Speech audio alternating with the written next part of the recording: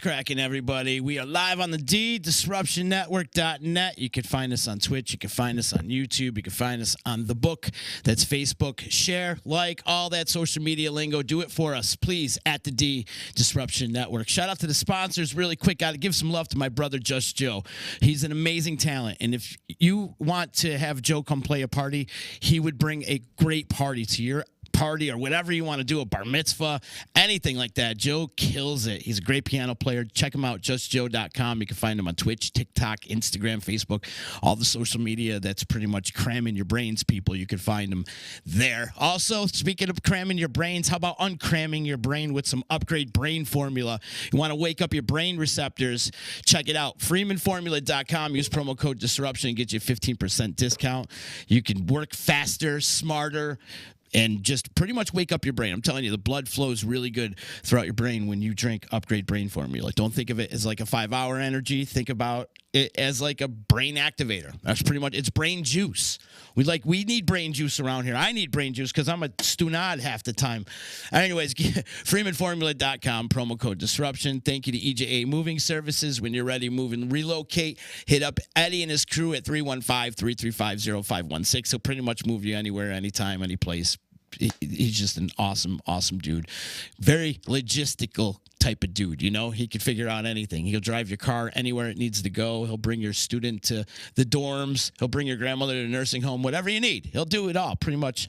You can find him online at ejamoving.com. Thank you to Joey's at 307. If you want a great meal today, stop down at 307 Mohawk Street in Utica and check out their revolving dinner menu. They've got awesome, awesome seafood dishes. Call them today for reservation. It's 315-864-3527. Thank you to Utica Coffee, Saranac Brewery, and Ballsy, ballwash.com. Use promo code members only for a 15% discount. I feel like my guest today, my brother up in Maine, can use a little ball wash in his life, and that's my man Will Bradford chiming in from Portland, Maine. What up, old friend? How are you, man? It's good to see you. What's up, buddy? I think I need the brain juice more. I don't know. you have both things covered. Yeah. I take care of your genitalia, and I help wake up your brain. Nice. That's what happens around here, bro. Nice. It really works, too. That brain juice, it helps me every day. I'll do a shot of it in the morning, and I'm good to go pretty much throughout the whole day. Gets me going. So you don't want to take two because then you turn into I get a little crazy if I drink two. Yeah, too much awareness. Exactly. So, brother, how you been, man? I see that you're celebrating over 20 years of the Seepeople'S, and we go back that far. It blows me away. I know. 22 years, actually. It's crazy. Is that right when we met? I think we met, it was 2000 when the band started, but I think we met a year or two later, maybe even a year. I think the first time we played with the South Catherine Boys was probably a year or two after that. It was before the first record came out. I know that. Definitely one of those bands. I remember the first time and first person that introduced me to you guys was Chris Sanford from the Jug Band. Yeah. And he was like, these are our dudes. They're going to play a Harvest Fest or whatever they had going on. They had a festival going on every year in September, and these guys are going to rock it. And he gave me the disc, and I just remember I couldn't stop listening to it. For the People, right? Was that for the good of the nation? For the good of the nation. Thank you. And that album was great. I mean, the intros and everything that you were doing something different. Yeah, I felt like we were. I haven't listened to that record in a long, long time. I don't know. We don't really play those songs that much anymore. Every once in a blue moon, one of those tunes will come out, but it's pretty rare. But I should go back and listen at some point because I thought we were doing something pretty weird. That record's weird. It is it's weird record. Yeah. Pal, all your records are weird. That one is really weird. I always get the vibe of the Verve. I remember talking to you at one point and how you were a big fan of the Verve at one point, and I was like, that's exactly the feel I had from it. Yeah, I mean, they were kind of the band. Truth be told, at that point I was a big time Fish head. I well into double-digit Fish shows easily at that point in my life, and then in high school, and even I saw the Dead a few times with Jerry. So, but yeah, they were that was where my head was at, and but I was also starting a band. It was when the Cosmic Dilemma, which was the precursor to Seepeople'S, started, and it was a jam band, kind of. Prototypical jam band, and I went to see the Verve. I'd bought one of their records, but I had no expectations. And I went and saw them at Avalon in 19 before they blew up, before they had their hit, before Bittersweet Symphony. And yeah, it was a life-changing show. My jaw was dropped for 2 hours as I sort of reassessed all my goals as a musician. And it heavily formed. I don't think these days I haven't listened to them in a long time, and I certainly I haven't put out music in a long time either. But yeah, for setting the journey off, I definitely can give credit to that band, and even that one night, essentially seeing them just blow my mind to shreds. I mean, they really just their guitarist is one of the unsung heroes of the Brit pop movement, and sort of predating all the Radiohead and Oasis actually got their start opening for the Verve Mm-hmm. back in the day. They used to tour the Smashing Pumpkins, so they kind of existed before they became popular, essentially, and they were great. And not to say they weren't great when they got popular, but they was a slightly different band ish. But yeah, big time. Northern Well, Soul. That's the record. That's the record you got to go listen to. yes, I like Northern that. Soul. Northern That was Soul. the yeah. And it was That a was the one. Tear in Heaven or Storm in Heaven. Yeah, that's a great record too. That Yeah. was they were kind of doing they were sort of off in their own little doing their own thing while everybody else, the grunge movement was happening and all the other bands were kind of following suit, and they were one of the bands. I think there was a few bands like that sort of just were like, yeah. Morphine was a band I love that just we're doing our own thing during this time For period. sure. We don't even want guitars. Um, And here you Primal are Scream. working with Morphine nowadays. Yeah, right. And you Look have how been for that goes. years, actually. Yeah, yeah. He was the first. I think he's at this point he's more like a band dad slash mentor slash wise sage that I text when I'm doing stupid. But he yeah, well, he was kind of took us under his wing because I had actually knew Mark. Mark was the guy who I actually first knew. Mark Sandman was he used to come into Guitar Center, and he was friends with the guy that ran the accessories department, guy named George Maloof, and probably not listening. I don't even know if he's alive still. But so I had a Chevy Blazer at the time, meaning that my car was parked in the garage, the parking garage, meaning that was where we went to smoke. So Sandman would come in, and yeah, we'd go hotbox my Blazer. And I was already a huge Morphine fan because I saw them on Horde tour when I was like 14, and I saw them, I don't know, 4 or 5 times when Mark was alive.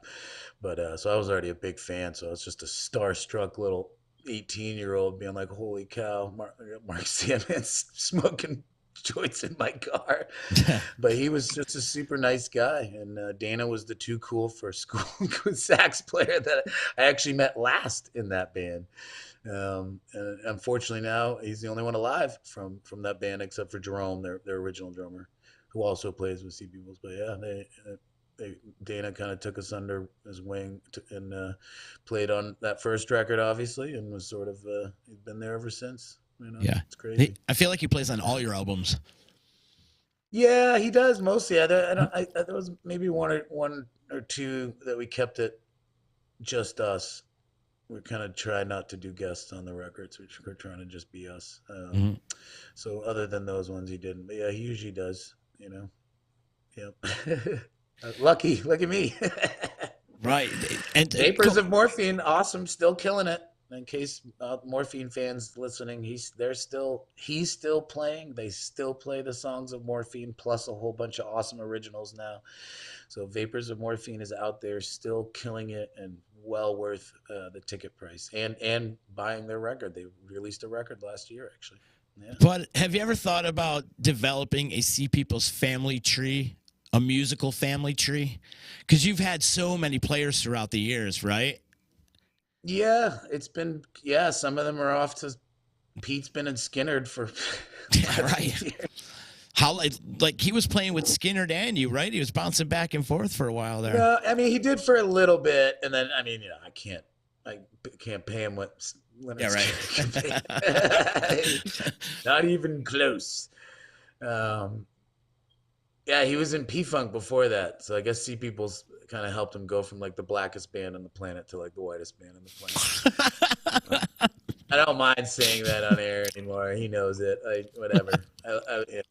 I wasn't ever really a big Skinner fan to begin with, and I'm super proud of him. And I will say I've seen him a couple times with Pete in it, and they're they kill it. Yep. Great band. Their place in history cemented for sure. Even though I wasn't a fan, you know. I feel like Skinner's one of those bands that grew on me the older I got. You start to appreciate them a little bit more. When I was younger, I'm like, oh, this sucks. And you heard Sweet Home Alabama a goddamn billion times. And you get sick of it. But as I got older, I actually appreciate them a little bit more.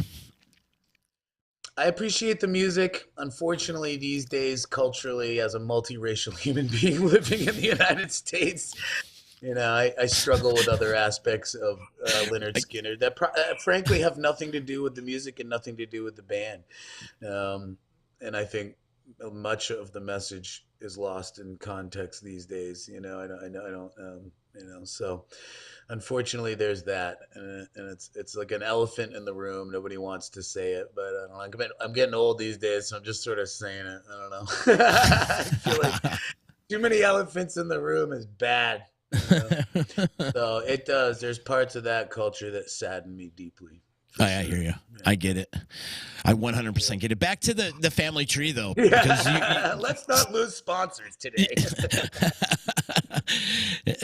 But back to the family tree, though. Seriously, though, you've had a lot of great players in and out. What was the original lineup of Seepeople'S? I can't remember.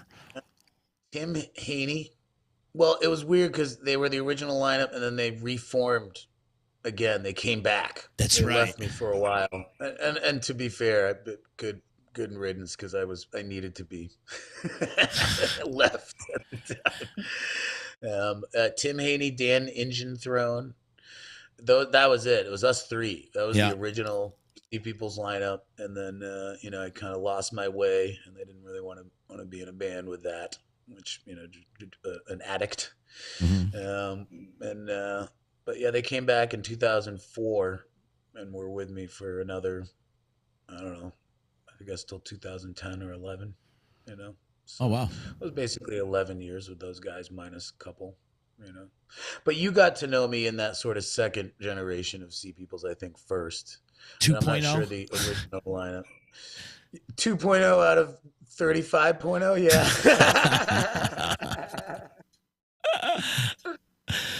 Yeah. The current guys have been with me now since 2014, so copy that. It's been 8 years now, so that's a pretty good that's more than most bands last. So so that's always been a family. I mean, you know me. You've known me through that pretty much all that time, and it still is. And I still keep in touch with all of them. I mean, I still see them. There's no, I think the animosities are long gone. Everybody's doing their thing. You're adults now. Sometimes they sort of, yeah. Everyone but me, of course. Yes, they all are adults. It's crazy, though, the roller coaster of life where it takes you and just all the twists and turns. But you've always managed to keep in touch, though, bro. You were always really good about keeping in touch and networking and, hey, check this band out and check that band out. And I've always appreciated that about you.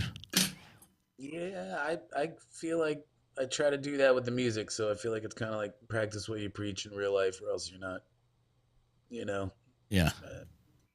Just doesn't hold weight anymore. Yeah. Are you recording? I'm always recording, of course, always. Right now, I'm taking a little Seepeople'S break. The worst is, Brooke is really the writer of that band, so she's tearing away right now, no doubt. And we've been playing some of the tunes, and we'll go in. And then mostly working on a Sparksy record. I think I sent you the Sparksy stuff. That's kind of what I'm working on. right now, which her new single came out with. Tim Reynolds is on her new single, and Jerome from Morphine as well. So I'm sort of finishing that up right now. That's kind of mostly what I'm doing. Not only do you need uh, the Seepeople'S family tree, but you should do a family tree of all the great groups you've worked with in the studio, because that list is pretty extensive. yeah, I should do that. I don't even know if I could. I'm not sure I would be able to remember. I mean, to be totally honest with you, I don't know if I could actually. I would need help. You would actually have to help me. I'd miss a few.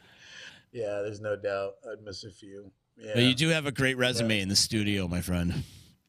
No, I appreciate that. I've been lucky, I've been lucky with that. Is there a recording experience that stands out above the rest? Is there one that just sticks with you? Like it's a fallback Yeah. on. It's like your lesson that you kind of always like, this happened, so I'm not going to change anything or. Yeah, absolutely. There's like so many I probably couldn't think of. I'm trying to think of one of them. every actually making the records. I think it's funny because everybody always wants to hear tour stories. Everybody always wants to hear, and probably, to somehow gauge some sort of sex, drugs, and rock and roll excitement of touring and all that sort of stuff.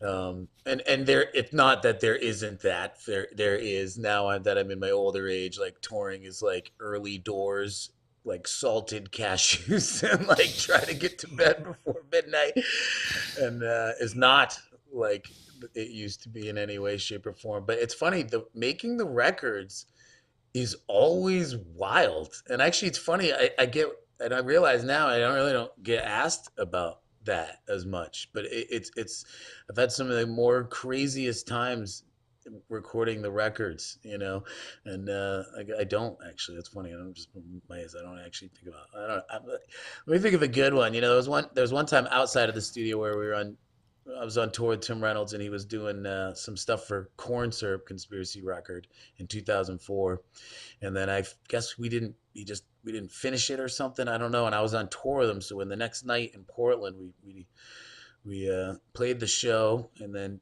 Tim, my buddy, let us take over the top of his club, and we just like quickly turned it into a studio after the show, and then sort of recorded him, but also sort of had a party at the same time. And it's like crazy, and I forget that. Then I'll like listen to the tune. I'm like, oh, that's right. That's how that went down. That was ridiculous. It was crazy. And Tim actually on his last tracks he recorded after a show. I just realized after his show in Boston. But Do you still yeah, have the sorry, I didn't masters have. of that? Oh yeah, of course. Yeah.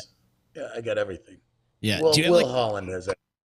do you have like a whole library going on of like all your masters and?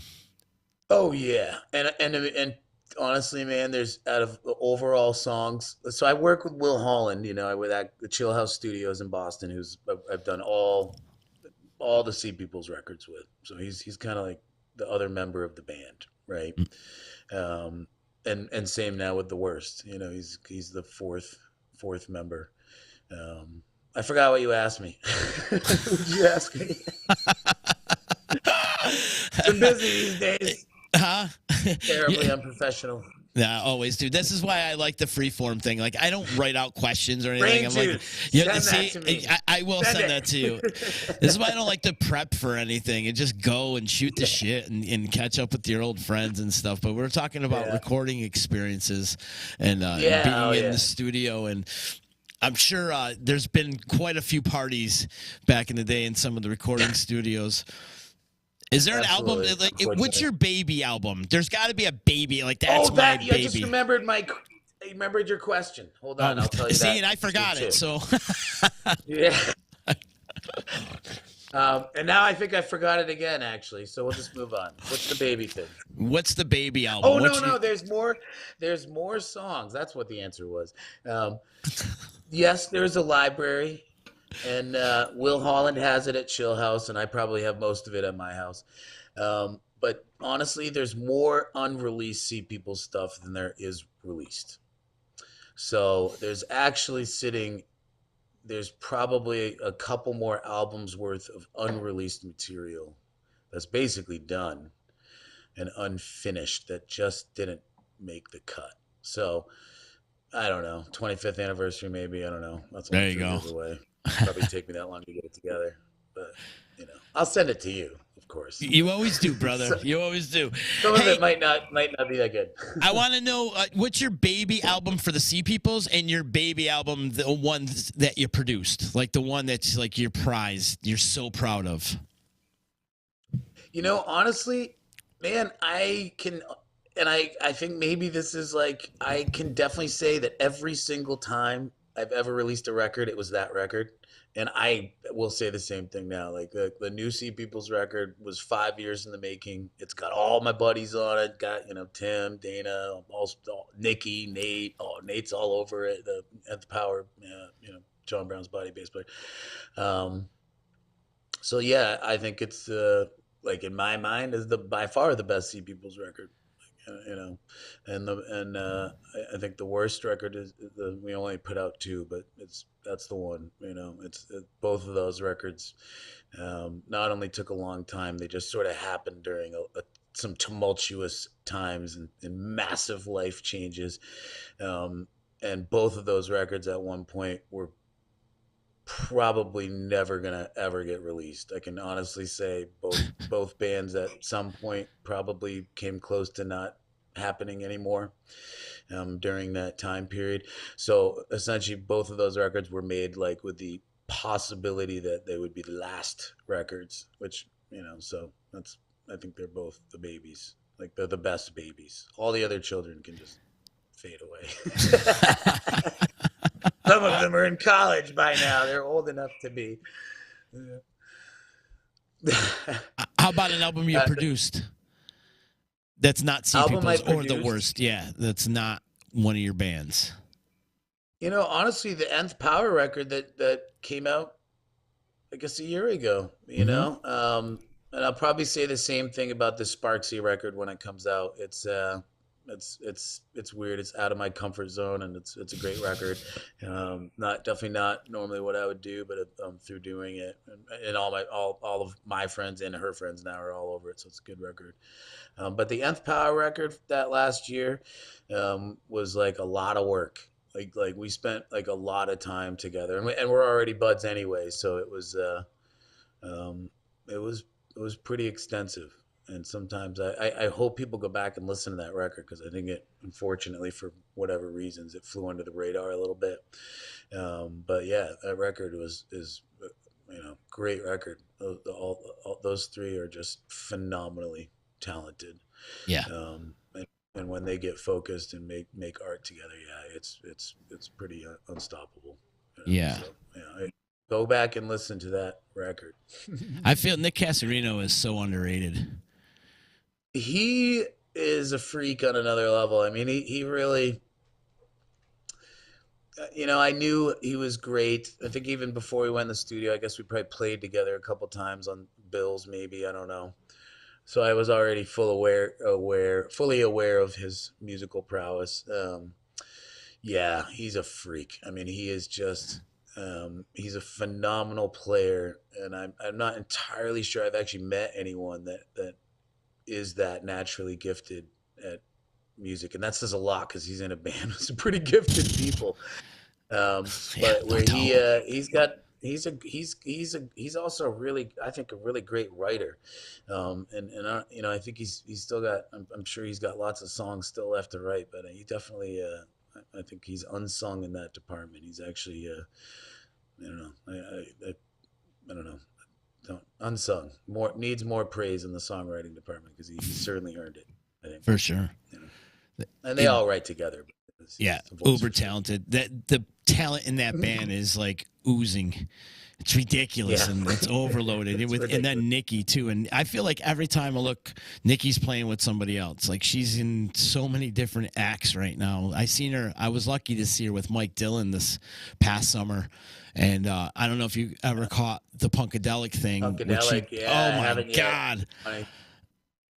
It's off the charts, we were actually brother. on a bill with him. Yeah, I wanted to see it. We were on a bill with him that never happened. I don't remember why. Maybe COVID. Who knows? So I was bummed. I haven't seen it, and I wanted to, and I know I've definitely heard a bunch. So good stuff. I heard they kill it. Oh my God. Yeah, very Yeah. good. And Jimmy from Mo hopped up with him a couple times, and Oh, nice. when those two get together, when Mike Dillon and Jimmy get together and start playing on like the marimbas and the Yeah, malacats and yeah, all that, and they get going and battling back and forth, and you got Nikki holding it down. yeah, And I forgot who else is in that band. There's somebody else in that band too that's just fantastic. But anyways, yeah, yeah. they it's quite the experience. Yeah, I'll have to check that out. I've definitely and I know he's got quite a story too. That's Oof. a human story. Yeah. Oh, yeah. He's kind of like you, man. You guys had similar stories in a way. You and Mike Dillon. Yeah, I feel like, because he hit the road hard with Billy Goat back in the day, and they were on the road constantly, just like Seepeople'S were. You guys were on the road constantly constant. and just doing it. Now look at you. I'm still on the road constantly. But Nikki too. I mean, Nikki's just a phenom, and for those that don't know Nikki Glaspie, you go do your research because that woman is probably the baddest drummer on the planet. Yeah, yeah, I think she might be actually. Mm-hmm. It's funny too because when COVID happened, we all got to. It's amazing how small like the musical family is. And Nate and Nikki and Dana. Nate and Dana played in double apocalypse together sometimes. Everybody knows each other, Mm-hmm. and COVID was kind of nice because even though we all kind of remote recorded, yeah, Dana and Nikki they're on all the records. Nikki and Nate are on the worst record. Nikki's on 2 tracks. She's the guest drummer. She's Nikki and Nate are all over the Sparksy record coming out, and obviously on the Seepeople'S record. So it was weird not touring for the couple years of COVID.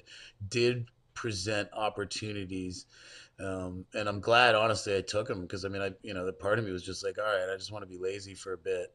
But when you have people like, we can Nikki and Nate, we hardly ever even get to hang out. We're always touring, so it's what I mean. It's like it's hard to even ever get the time to anything, let alone hang or work together in the studio, whatever it is. So COVID was actually kind of nice in that way that got to do all this sort of work with people that we probably always talked about it. Yeah, we'll do that someday, and it just never happened. But yeah, it was weird. That was the one sort of benefit of everybody being grounded for a year and a half off their tours. It was like, yeah, we'll make some music together. you know. Yeah, you did a lot of writing too throughout the pandemic, didn't you? Yeah, I definitely. I mean, Yeah. there's always a couple records ahead, so there's definitely stuff. I mean, I honestly, man, I hate songwriting. I hate it. Why is It's that? it's like it's my least favorite thing. If when I'm writing a song, it's usually it's a begrudging moment. I love recording them. I like playing them. You could play a certain song after 20 years. You might not be as excited about it as you were playing it. I love arranging it. I love producing the songs. I like recording the actual get the lyric notebook and put it with the guitar. It's like my least favorite thing, and I hated it the whole way. Um, I don't know. It's just that probably part of my process. But it's I don't know why. Are you a lyric guy? Are you lyric first or melody first guy? Either, both. Yeah. It just depends. I do a lot of lyrics. I probably have more lyrics than music because I'm constantly. I actually have the bad habit of texting myself, and what I do is I'm in my phone as ass, so I'm at the top. Once my iCloud got messed up and I texted everyone and just came up as ass on their phone for like 2 weeks. Actually, Dana Colley was the one that was like, "Yo, dude, I think something's up with your phone." But I usually just text myself lyrics whenever I think of anything, like any time of night, any time of day, and so I just kind of keep a running scroll. I always have more lyrics than I know what to do with. Um, Sometimes I'll be flooded with music and sometimes not. Um, I make a lot of like beats and electronic loops and that kind of stuff all the time. Mm-hmm. But yeah, the old acoustic guitar, singy songwriter. Like once it gets to that point, oh, I'm usually like crying. I've easily pissed my girlfriend off for like 3 weeks. So in her view, it's probably like, all right, it's about to end, right? Like, okay, it's finally gonna write a song, and it'll stop being a pain in my butt for like the next day or two. And then yeah, I know it's like an ugly, I hate process. I'm usually like mad about it. I'm like angry about it usually. And then but then once it's done, I'm super happy about it. Right. That's always been that way. It takes a special woman to put up with a musician, huh? Yeah, especially one like me. You overthinker? Do you overthink a lot, Will? Of course. Mm-hmm. When I dealt with my addiction to drugs, I also took the time to at least somewhat address my addiction to thought, which turned out to be equally damaging and a personal epidemic of sorts. And do I probably overcompensate by overworking myself until I'm exhausted? Without a doubt. You know what I mean? But no, these days it's that Beatles line or whatever. The more I travel, the less I know for certain. I've definitely been there for a while. I definitely have no need to answer questions anymore. In fact, if the answer isn't a question mark, I'm suspicious. You don't know. You don't know. Do you help? I guess that's adulting. Does the overthinking help the creative process, though? I mean, yeah, of course. You Yeah. know, if you need material, right? So you got to think of it at some point. I think if I were to look at Seepeople'S 20 years ago, it was probably more emotionally driven. Although this record's pretty emotionally driven too, but probably slightly wiser, and I probably take a few more deep breaths and think about it now versus just plunging ahead and getting myself in trouble. But so yeah, of course, I bet every artist is an overthinker. I think any creative is an overthinker because they eventually couldn't stand thinking about it. They eventually had to create and do something about it.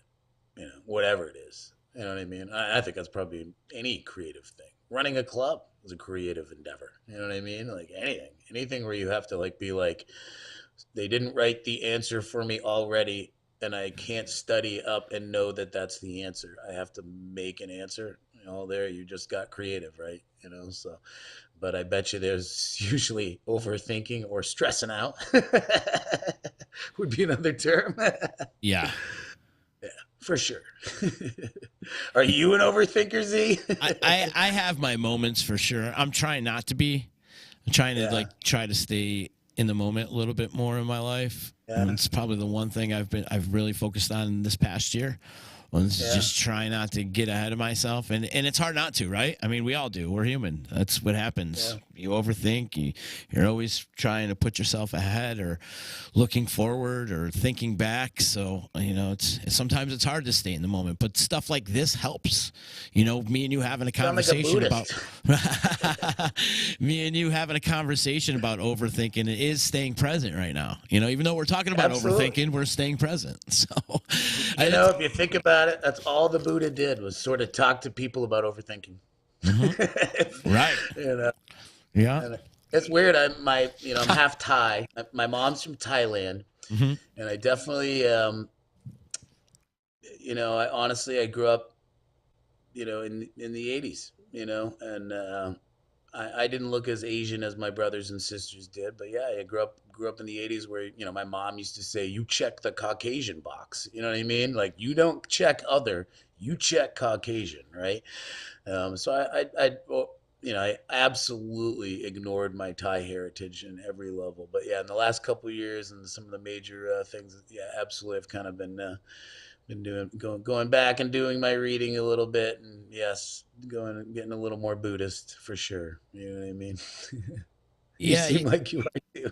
The thing is, just the growth helps, and just you're less tolerant of bullshit. And I feel like when you hit like when I hit my 40s, it was a good turning point because I felt like I was smarter in my decision making. Though I've made a shit ton of bad decisions in my 40s, we all kind of do, but I was a little bit better and wiser in my decision making and just navigating through life a little bit easier and try not to get out of myself too much.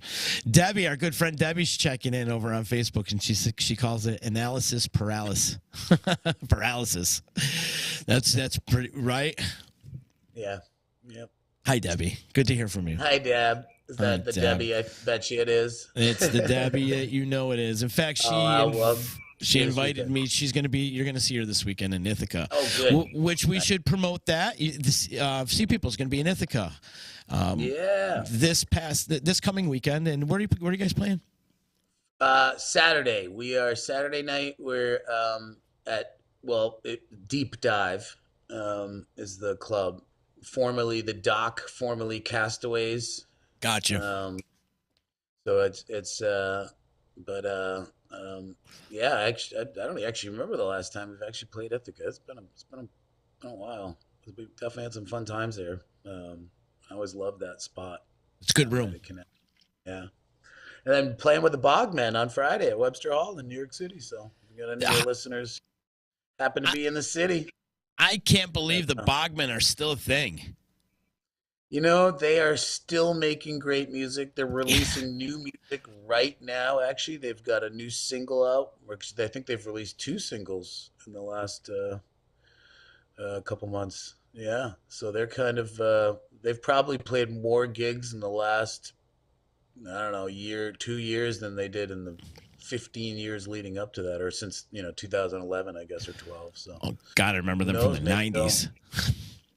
Oh, they're so. I saw them at the Bowery in I guess 2014 or 15 when they sort of first came. They had stopped playing for a few years, if I remember correctly. But I thought the place was gonna fall over. It was one of the funnest, greatest shows, which they've always been that. And like a thought-provoking fun show, which is kind of do that with Seepeople'S. Obviously, it's not an easy show to do. You're asking a little more, I guess, of your listener, and they pull it off in grand style. So yeah, that's going to be a fun one. Still one of my favorite bands. Oh yeah. And I don't know if you ever heard that Vic Thrill stuff, which is the lead singer's solo thing. He was kind of going for a while. He had a full band. You ever play that stuff, Vic Thrill? No. Oh, it's awesome. It's kind of like more electronic, crazy, weird version, of the Bogman. Essentially, they play some of those tunes, but yeah, he's been making music this whole time. He never stopped. So it's weird. They are like a band from another time, but they really do. They've kept relevant, which is not easy. Dude. Will, you've always kept me in the loop on some new music, man. You got any new bands you could throw on my radar now? Bands, man, it's so tough these days because honestly, man, I just don't, I don't listen to a lot of bands anymore. Are you not booking? Yeah, so I see bands. I'm not really anymore. No. A little bit, but no, I'm kind of like trying to do. The bands are keeping me so busy. I haven't even really produced that many people either lately in the studio. I've been just out on the road so much. But yeah, there's been like great bands that we've played with for sure.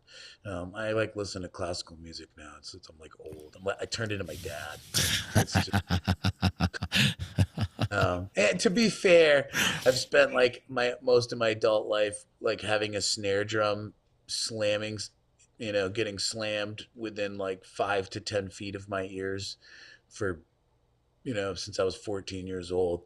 So I will say it's funny when I listen to music now, I do have a tough time kind of getting my ears blasted by modern stuff these days. So I tend to listen to a lot of like drumless and or old music where the drums are mixed, the kind of music where the tambourine is mixed louder than the snare.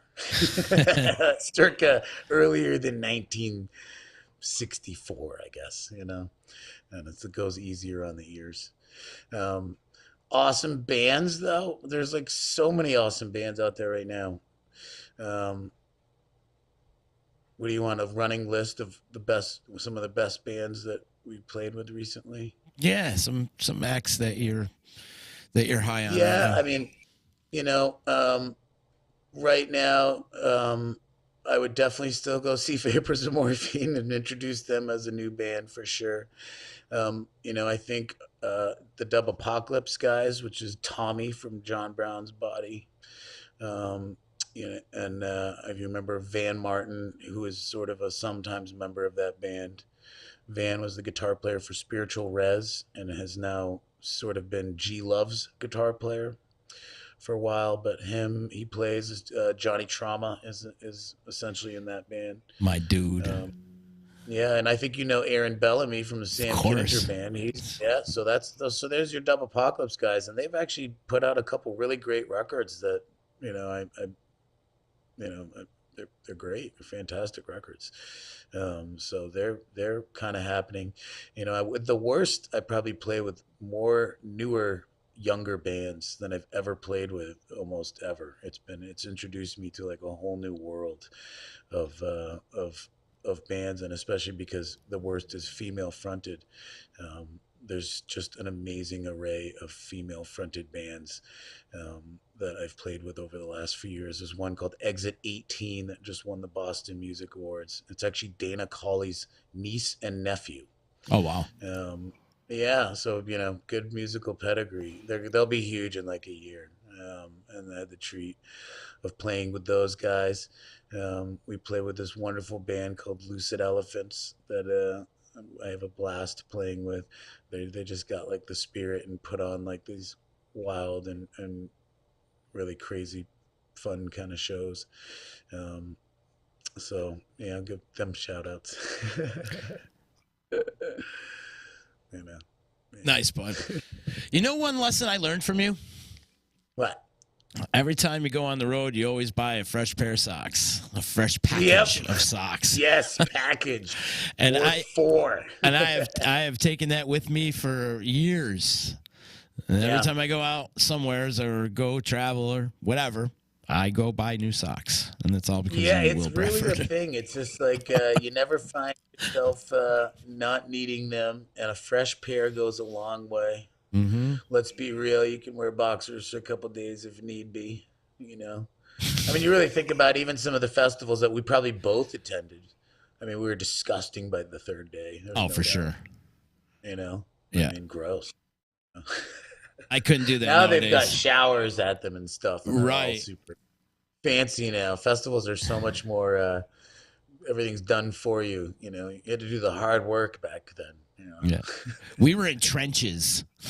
Yeah, we were like the World War I generation of festival goers. You know what I mean? Yeah, and I guess Woodstock would have been like the Civil War. You know what I mean? But yeah, essentially, there's progress. That's what progress looks like.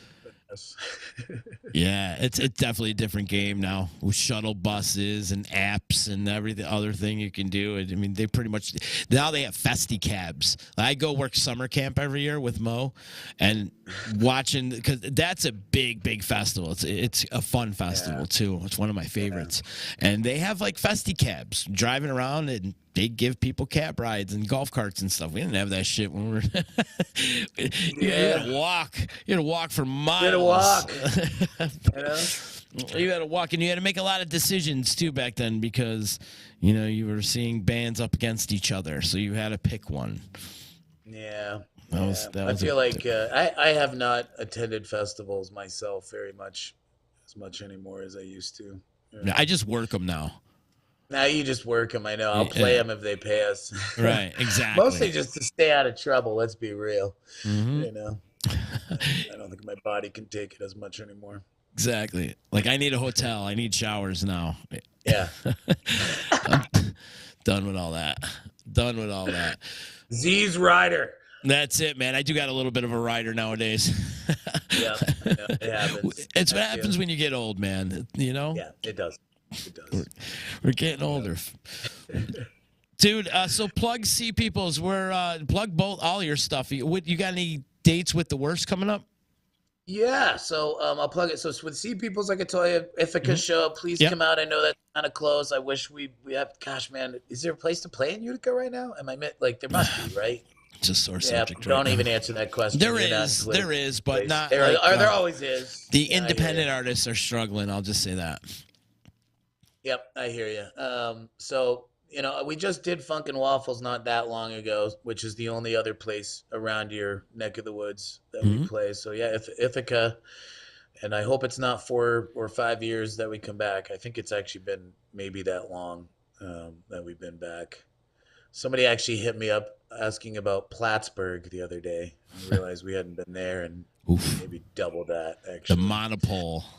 Yeah, hey, great times in that place. Oh yeah. So Sea People's got those 2 shows: New York City at the Bogman with the Bogman on Friday, Ithaca Saturday, and then we have one more show of the year, which is well worth the drive from your neck of the woods, which is opening up for Anti-Ballsy, weirdest anti-genre music bill for New Year's Eve in Portland, Maine. So Oh that's going wow. to be an epic conscious party throwdown. So please come to that.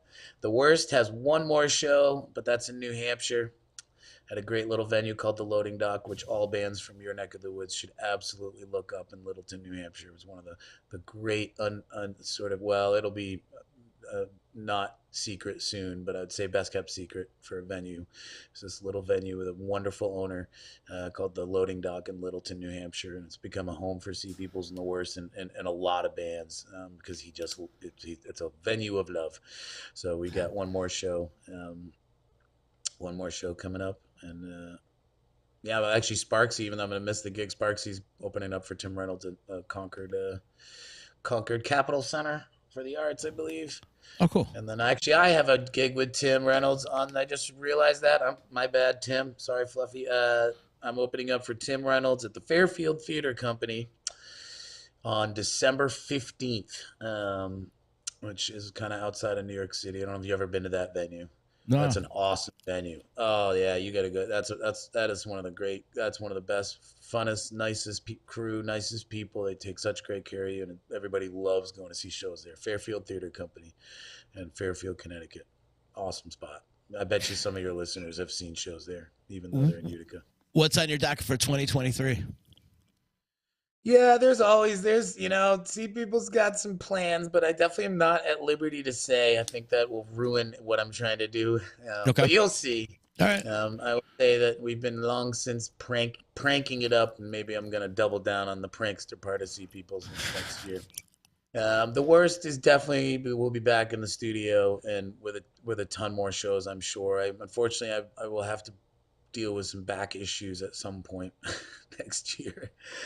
And there's actually some potential tours that might even get announced real soon, but I am not at liberty to announce them right now. But so it will most likely be pretty busy year again this year. Awesome, and then brother. you and your wonderful lady, you're going to come and visit us in Maine sometime in the summer or something. I love that. Yeah, I have to. We've been talking about it for years, and we've never really made it happen. So one of these days, I got to get up there to see you, bro.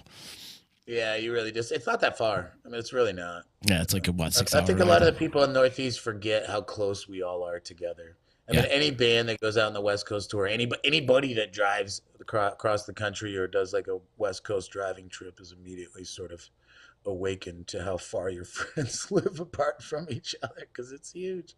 Mm-hmm. Yeah, for sure, brother. But yeah, we'll definitely make it happen. Good. Always, brother. Well, thanks for taking the time today, man. It was great to catch up with you. Man. I got so much love for you, dude. And one other thing I got to say is, like, thanks for all the support you've been showing me all year. Not even just all year, but throughout the whole life. But this year, especially, I've been dealing with some struggles and stuff. And you've been right there, dude, texting, and we've been going back and forth. So I'm just letting you know it's greatly appreciated, and I appreciate our friendship. So thank you, Will, for keeping in touch and all the support and keep me in the loop with all the great music and everything that you're putting out. So thank you, bro. Absolutely. Love you, bud. Love you too, man. Much love to my sponsors. Thank you to Upgrade Brain Formula, my boy Just Joe. Check him out, justjoe.com. Lasting Confidence, where men go for growth. Also, check out EJA Moving Company. Joey's at 307, Utica Coffee. My attorney, Dave Longaretta. Can't forget my attorney, man. My dude takes great care of me, man. He's been keeping me out of trouble for so many years, too. And so we've got a great relationship. He's like, plug me whenever you can. And I'm like, all right, I got you, bud. But if you need legal advice, Dave Longaretta is the man. You can call him 315-735-6162. Thank you to our good friends at Saranac. And, of course, ballwash.com. Use promo code members only and get yourself a discount. Get you some nut rub. Yes. I need and brain juice. What was the brain juice again? Upgrade. What is it called? Upgrade Brain Formula. Yeah, go check it out, man. This stuff works. It's awesome. All right, we'll do. It's good stuff, brother. Much love to you, Will. Thanks for taking the time, man. Thanks, check out Seepeople'S. Go follow them on all their social media tags and go buy their albums. And it's great music. It'll keep you going. It's always a journey with your album. You know, it always takes you on a musical journey. There's always twists and turns, and you know. That's what it's about, brother. I love it. Yep. Much love, Will. Later, brother. See you, buddy.